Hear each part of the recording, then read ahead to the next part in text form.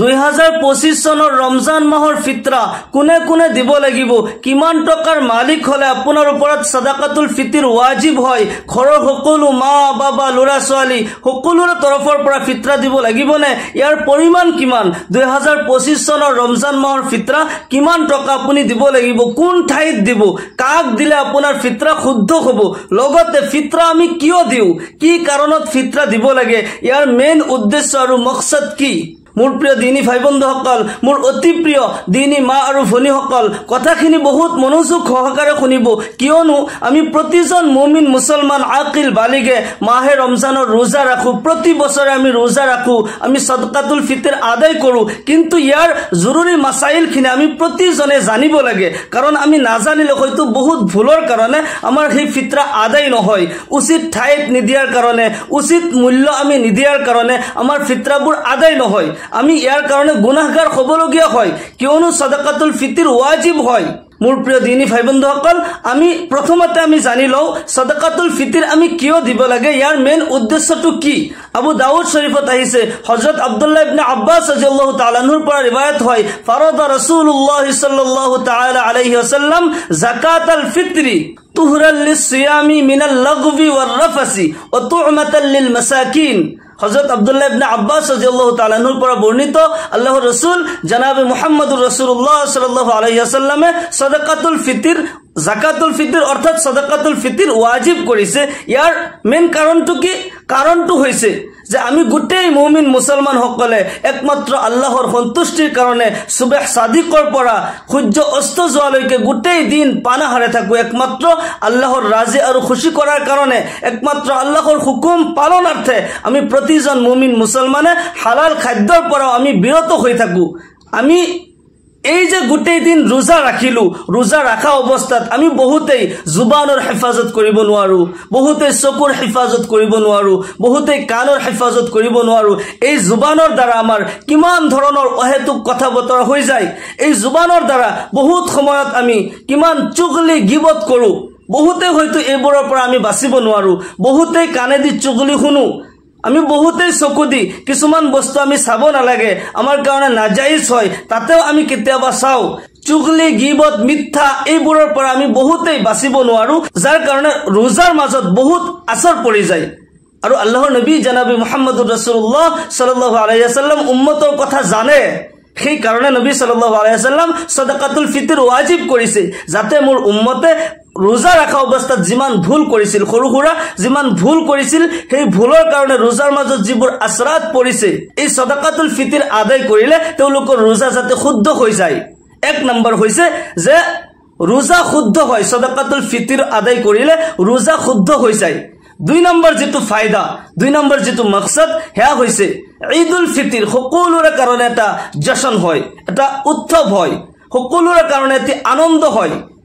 সেইদিনা দুখীয়া নিচলা গৰীবসকল তেওঁলোকৰ কাৰণেও কিন্তু ঈদ হয়, টকা পইচা নাথাকাৰ কাৰণে তেওঁলোকে এই আনন্দ উপভোগ কৰিব নোৱাৰে।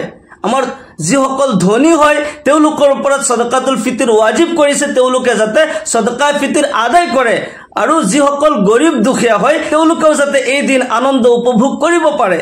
সাদাকাতুল ফিতৰৰ দুটা উদ্দেশ্য, এটা হৈছে ৰোজা ইয়াৰ দ্বাৰা শুদ্ধ হয়, দুই নম্বৰত গৰীব দুখীয়া সকলক সহায় কৰা হয়, যাতে তেওঁলোকেও এই আনন্দৰ দিন, ফুৰ্তিৰ দিন তেওঁলোকেও যাতে এই আনন্দ ফুৰ্তি উপভোগ কৰিব পাৰে। আল্লাহু আকবাৰ।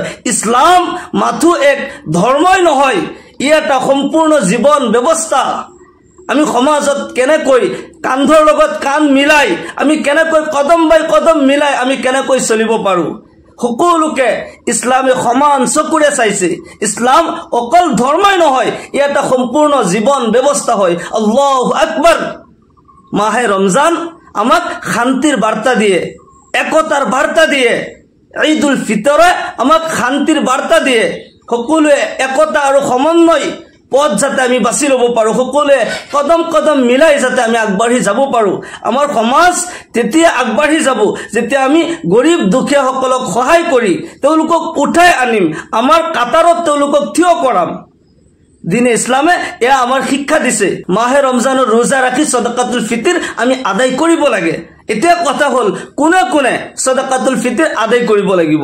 কাৰ ওপৰত সদকাতুল ফিতিৰ ওয়াজিব হয় আমি সকলোৱে কিন্তু সদকাতুল ফিতিৰ দিও গৰীব দুখীয়া আমি সকলোৱে দিও সকলোৱে দিব পাৰিব কোনো কথা নাই জায়েজ আছে সকলোৱে দিব পাৰিব কিন্তু ওয়াজিব কাৰ ওপৰত কোনে কোনে দিয়াটো বাধ্যতামূলক হেয়া হৈছে যিসকল জাকাতৰ নিসাবৰ মালিক হয় তেওঁলোকৰ ওপৰত সদকাতুল ফিতিৰ ওয়াজিব হয় জাকাতৰ নিসাব হল 7.5 তোলা সোণ বা তাৰ মূল্য 52 তোলা ৰূপ বা তাৰ মূল্য অকল সোণ ৰূপ নহয় কেশ পইচা বেংকত থকা পইচা বা ব্যৱসায় কৰা বস্তু আপুনি বিজনেছৰ কাৰণে ফ্ল্যাট লৈছে এই গোটেইবোৰ মিলাই যদি 7.5 তোলা সোণ বা তাৰ মূল্য হৈ যায় 52 তোলা ৰূপ বা তাৰ মূল্য হৈ যায় এইখিনিৰ মালিক আপুনি বছৰৰ প্ৰথমতে হৈছে আৰু এটা বছৰ অতিবাহিত হৈছে তেতিয়া আপোনাৰ ওপৰত জাকাত ওয়াজিব হয় কিন্তু সদকাতুল ফিতৰৰ কাৰণে এটা বছৰ পাৰ হৈ যাব নালাগে আপুনি ঈদুল ফিতৰৰ নামাজৰ আৰম্ভণিৰ আগলৈকে যদি আপুনি এইখিনি টকাৰ মালিক হৈ গৈছে 52 তোলা ৰূপ বা তাৰ মূল্যৰ মালিক হৈছে 7.5 তোলা সোণ বা তাৰ মূল্যৰ মালিক হৈছে কৰজ ধাৰ বাদ দি ইমানখিনি টকাৰ যদি ইমানখিনি সম্পত্তিৰ মালিক যদি আপুনি হৈছে আপোনাৰ ওপৰত সদকাতুল ফিতিৰ ওয়াজিব হয় আৰু ঘৰৰ সকলোৰ তৰফৰ পৰা ঘৰৰ গাৰ্জনজনে সকলোৰ তৰফৰ পৰা সদকাতুল ফিতিৰ আদায় কৰিব আমি সকলোৱে সদকাতুল ফিতিৰ আদায় কৰো কিন্তু আমি সকলোৱে আমি বেছিভাগ দেখা পোৱা যায় আমি বেছিভাগ কি কৰো 1633 গ্রাম গেহু বা তার মূল্য আমি আদায় করু আমি গোটে কম দামি খাদ্যটো আমি গরিব দুখিয়াক দিও কিন্তু হাদিস শরীফত পাঁচটা বস্তুর কথা আহিছে আপুনি জানে না হযরত আবু সাঈদ খুদরি রাদিয়াল্লাহু তাআলা আনহু পৰা রিওয়ায়াত হয় কুননা নুখরিজু যাকাতাল ফিতরি সাআম মিন তুআমিন আও সাআম মিন শাঈরিন আও সাআম মিন তামারিন আও সাআম মিন আকিতিন আও সাআম মিন জাবিবিন হাদিস শরীফত পাঁচটা বস্তুৰ কথা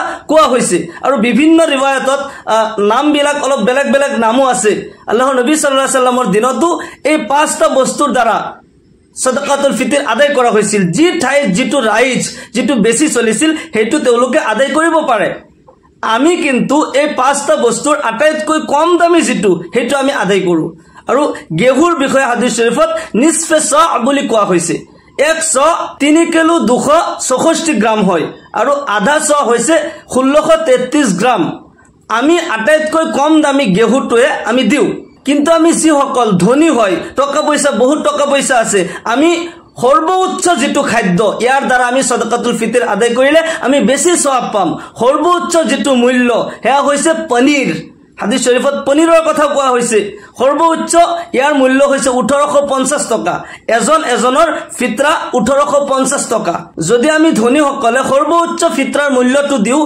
এজন দুখীয়া মানুহৰ ভাল হৈ যাব কোনোবা গৰীব দুখীয়া সকলে ভালকৈ ঈদ কৰিব পাৰিব আমি পৰাপক্ষক সৰ্বোচ্চটো দিব লাগে সৰ্বনিম্নটো আমি বাছি লব না লাগে আপুনি গেহুৰ মূল্যটো যদি দিয়ে 1633 গ্ৰাম গেহুৰ মূল্যটো দিলেও আপোনাৰ ফিতৰা আদায় হৈ যাব কিন্তু আপুনি সৰ্বোচ্চ মূল্যটো যদি দিয়ে আপুনি সব বেছি পাব কোনোবা গৰীব দুখীয়াৰ ভাল হ'ব আমি সেইখিনিটো বাছি লব লাগে এক নম্বৰত সৰ্বোচ্চ মূল্য যেটো হে হৈছে পনীৰৰ মূল্য 3 কিলো 264 গ্ৰাম পনীৰৰ মূল্য হৈছে 1850 টকা সৰ্বোচ্চ ফিতৰাৰ মূল্যটো আমি দিব লাগে সৰ্বোচ্চ খাদ্য আপুনি এজন দুখীয়াক আপুনি দিলে দুই নম্বৰত হৈছে কিসমিস কিসমিসৰ 3 কিলো 264 গ্ৰাম কিসমিসৰ মূল্য হৈছে 880 টকা আপুনি এটো দিব পাৰে সদকাতুল ফিতিৰ আদায় হৈ যাব তাৰ পিছত আছে খেজুৰ 3 কিলো 264 গ্ৰাম খেজুৰৰ দাম হৈছে 650 টকা আপুনি যদি খেজুৰৰ মূল্য আদায় কৰে তথাপি আপোনাৰ সদকাতুল ফিতিৰ আদায় হৈ যাব 4 নম্বৰত আহিছে পায়ৰা যেটো জব বুলি কোৱা হয় 3 কিলো 264 গ্ৰামৰ মূল্য হৈছে 150 টকা 150 টকা ইয়াও যদি আপুনি আদায় কৰে আপোনাৰ সদকাতুল ফিতিৰ আদায় হৈ যাব 5 নম্বৰত সৰ্বনিম্ন যেটো হেয়া হৈছে 1633 গ্ৰাম গেহু বা তাৰ মূল্য সদকাতুল ফিতিৰ আদায় কৰা আৰু 1633 গ্ৰাম গেহুৰ মূল্য হৈছে 70 টকা only 70 rupees আপুনি যদি 70 টকা আদায় কৰি দিয়ে সদকাতুল ফিতিৰ আদায় হৈ যাব ইয়াতকে কম নিদিব পাৰিলে বেছি দিব কোনোবাই যদি ভাবে যে মই 70 টকা ঠাইত 100 টকা দি দিও সদকাতুল ফিতিৰ আদায় হৈ যাব ইয়াতে কোনো অসুবিধা আপুনি যদি পাৰে গৰীব দুখীয়া সকলক সহায় কৰিব আৰু এই মাহত যদি বেছি বেছি সব লব বিচাৰে তেতিয়াহ'লে সৰ্বোচ্চ মূল্যটো ধনীসকলে সৰ্বোচ্চ মূল্যটো দিয়াৰ চেষ্টা কৰিব। ইয়াৰ দ্বাৰা আমি সবো বেছি পাম আৰু গৰীব দুখীয়াসকলৰ ভাল হ'ব। তেওঁলোকে সুখে শান্তিৰে ঈদ উল ফিতৰ আদায় কৰিব, ইয়াৰ আনন্দ উপভোগ কৰিব পাৰিব। আৰু সদকাতুল ফিতৰ দিয়াৰ টাইম হৈছে ঈদ উল ফিতৰৰ নামাজত যোৱাৰ আগে আগে। ঈদ উল ফিতৰৰ দিনাখন সদকাতুল ফিতৰ আদায় কৰিব লাগে। যদি কোনোবাই ৰমজান মাহতে আদায় কৰি দিয়ে, সদকাতুল ফিতৰ ৰমজান মাহত দিব পাৰে, কোনো কথা নাই, কিন্তু ঈদৰ দিন দিয়াটো বেছি ভাল হয়। এতিয়া হওক আমি আলোচনা কৰিম সদকাতুল ফিতৰ। ফিতৰা আপুনি কাক দিলে উপযুক্ত ঠাই হ'ব, আপোনাৰ ফিতৰা আদায় হ'ব। যিসকল গৰীব দুখীয়া নিচলা মগনীয়া তেওঁলোকক আপুনি ফিতৰা দিব, ডাইৰেক্ট তেওঁলোকক দিব। আৰু মুসাফিৰ সকলক আপুনি দিব পাৰিব। আপুনি যদি আজিকালি সহজ সুবিধা হৈছে, মাদ্ৰাসাত যদি আপুনি যায় সদকা ফিতৰ আপোনাৰ পৰিয়ালৰ কিমান টকা হৈছে আপুনি হিসাব কৰি মাদ্ৰাসাত দি দিয়ে। মাদ্ৰাসাত গৰীব দুখীয়া ল'ৰা ছোৱালী লিখা পঢ়া কৰে, কোৰআন পঢ়ে, হাদিছ পঢ়ে, তেওঁলোকৰ কাৰণে মাদ্ৰাসাত এটা গৰীব ফাউণ্ড আছে, এটা মিসকিন ফাউণ্ড আছে, প্ৰত্যেক মাদ্ৰাসাতে থাকে। আপুনি মাদ্ৰাসাত দিলে ইয়াতে কোনো ইখতিলাফ নাই, ডাইৰেক্ট আপুনি মাদ্ৰাসাত দি দিব পাৰে। আপোনাৰ ফেমিলিৰ যিমান মানুহৰ ফিতৰা হৈছে একেলগে হিসাব কৰি আপুনি ভাগ ভাগ কৰি বেলেগ বেলেগ ঠাইত আপুনি দিব পাৰিব। আৰু গোটেইখিনি এক মাদ্ৰাসাত বা কোনো এজন দুখীয়াকো আপুনি দি দিব পাৰিব, কিন্তু আপুনি ভাগ ভাগ কৰি দিয়ক। এটা ফিতৰা এজন মিসকিনক দিলেও আদায় হ'ব, দুটা ফিতৰা এজন মিসকিনক দিলেও আদায় হ'ব, এটা ফিতৰা তিনিজন মিসকিনক দিলেও আদায় হৈ যাব। ভাগ ভাগ কৰি আপুনি দিব পাৰে, একেলগেও দিব পাৰে। 5জন মানুহ আছে, 5জনৰ ফিতৰা আপুনি একেলগে হিসাব কৰি ৰাখি দিছে আৰু গৰীব দুখীয়া সকলক আপুনি ভগাই ভগাই দি দিছে, তথাপিও আপোনাৰ ফিতৰা আদায় হৈ যাব। কিন্তু আপুনি চাই ল'ব যে গৰীব দুখীয়া আপোনাৰ ফেমিলিত, আপোনাৰ পৰিয়ালত কোন দুখীয়া আছে। জাকাত আৰু ফিতৰা যেতিয়া আদায় কৰিব, এই মাসলাটো মনত ৰাখিব। যেতিয়া আপুনি জাকাত ফিতৰা আদায় কৰে, সৰ্বপ্ৰথম আপুনি চিন্তা কৰিব লাগিব আপোনাৰ ফেমিলি, আপোনাৰ পৰিয়ালত কোন দুখীয়া আছে। সেয়া হৈছে উপযুক্ত ঠাই। সৰ্বপ্ৰথম তেওঁলোকৰ হক হয়। যদি আপোনাৰ ফেমিলিত কোনোবা দুখীয়া আছে তেওঁলোকক আগতে দিব। যদি আপোনাৰ ফেমিলিত, আপোনাৰ পৰিয়ালত নাই, আপোনাৰ খানদানত কোনো দুখীয়া মানুহ নাই, তেতিয়া আপোনাৰ চুবুৰীয়াত কোনোবা দুখীয়া আছে নেকি আপুনি চাব। তাৰ পিছত তেওঁলোকৰো যদি মাজত কোনো দুখীয়া মানুহ নাই, আপোনাৰ গাঁৱত আশে পাশে গাঁৱত আপুনি চাব। আপোনাৰ ওচৰ চুবুৰীয়া যিমান কাষত আছে তাতে আপুনি বেছি বিচাৰিব। তেওঁলোকৰ মাজত যদি দুখীয়া মানুহ আছে তেওঁলোকক আগত দিব, তাৰ পিছত দূৰত আপুনি যাব। ইয়াতে আৰু এটা কথা হ'ল যে কিছুমান আমাৰ সমাজত এনেকুৱা মানুহ আছে যিসকল নেকি নিজে সদকাতুল ফিতৰ আদায় কৰে, নিজে জাকাত দিয়ে, কিন্তু কিবা কাৰণত, কিবা এক্সিডেণ্ট হৈ যোৱাৰ কাৰণে, কিবা ডাঙৰ বিপদ হৈ যোৱাৰ কাৰণে এতিয়া তেওঁলোকৰ হাত খালি, ঈদ কৰাৰ পৰ্যন্ত পইচা নাই। আপুনি জানে তেওঁলোক দুখীয়া নহয়, কাৰো ওচৰত হাত নাপাতে, কিন্তু আপুনি সেইজনক এনেকৈ সহায় কৰিব লাগিব তেওঁ যাতে বুজি নাপায় যে আপুনি সদকাৰ পইচা দিছে, আপুনি জাকাতৰ পইচা দিছে বা ফিতৰাৰ পইচা দিছে, তেওঁ যাতে গম নাপায়। তেনেকুৱা ব্যক্তিক যদি আপুনি সহায় কৰে, আপুনি ফিতৰা আৰু জাকাতৰ পইচা দি সহায় কৰে, জাকাতৰ হকটো আদায় হ'বই, আপুনি ডাবল সওয়াব পাব। কাৰণ এনেকুৱা ব্যক্তি মানুহৰ ওচৰত কোনোদিনে হাত নাপাতে, তেওঁ নিজেই জাকাত ফিতৰা আদায় কৰে। সেইজন ব্যক্তি যেতিয়া বিপদত পৰি যায়, টকা পইচা নোহোৱা হৈ যায়, কাৰো ওচৰত হাত কোনোদিনে নাপাতে, লাগিলে ভোকতে থাকিব, কোনোদিনে মানুহৰ ওচৰত যাই নোখোজে। গতিকে হেনেকুৱা ব্যক্তিক যদি আপুনি সহায় কৰিব পাৰে, জাকাত ফিতৰা আপুনি আদায় কৰি দিব পাৰে, তেন্তে আপুনি আল্লাহ তাআলাৰ ওচৰত বেছি সন্মানীয় হ'ব। আল্লাহ তাআলা আপোনাৰ সেই ফিতৰা, সেই জাকাত বেছি পছন্দ কৰিব।